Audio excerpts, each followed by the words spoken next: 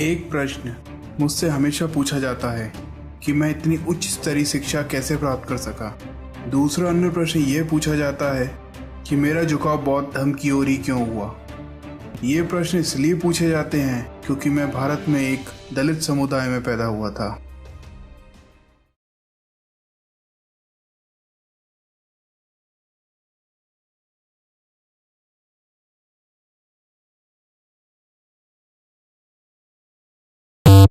का उत्तर देने के लिए यह भूमिका उपयुक्त स्थान नहीं है, किंतु यह भूमिका दूसरे प्रश्न का उत्तर देने के लिए उपयुक्त स्थान हो सकती है।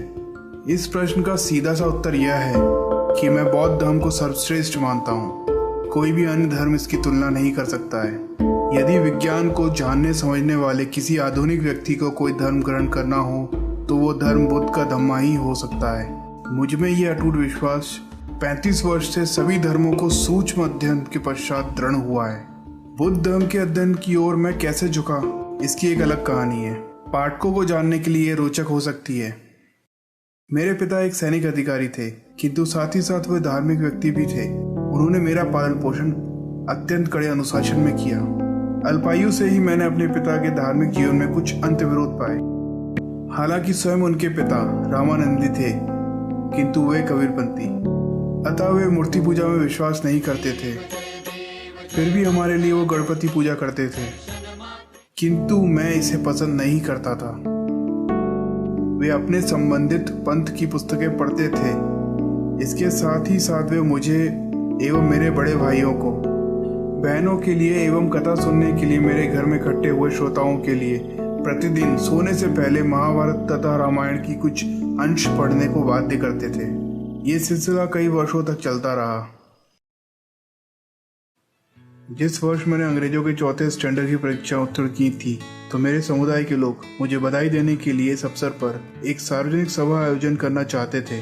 अन्य जातियों में शिक्षा की अवस्था की तुलना करने के लिहाज से जश्न मनाने का ये आयोजन मुश्किल से ही उपयुक्त अवसर था। आयोजनकर्ताओं ने यह महसूस किया कि उनके समुदाय में इस स्थान तक पहुंचने वाला मैं प्रथम लड़का था। वे अनुमति लेने मेरे पिता के पास गए, किंतु मेरे पिता ने यह कहते हुए साफ इनकार कर दिया कि इससे तो लड़के का दिमाग 7वें आसमान पर चढ़ जाएगा। आखिर उसने एक परीक्षा उत्तीर्ण करने के अलावा किया क्या है। जो लोग इस अवसर पर उपयुक्त आयोजन करना चाहते थे वे बड़े निराश हुए, किंतु उन्होंने हार नहीं मानी। वे दादा केलुस्कर के पास गए, जो मेरे पिता के एक व्यक्तिगत मित्र थे, और उनसे हस्तक्षेप करने की याचना की, जिस पर वो सहमत हो गए।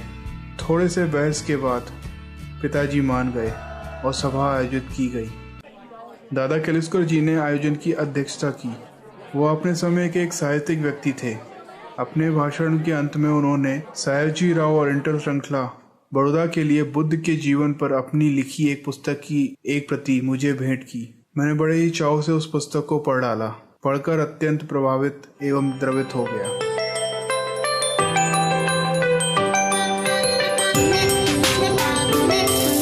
आज का सवाल, बाबा साहब को महाभारत और रामायण पढ़ने के लिए उनके पिता क्यों बाध्य करते थे?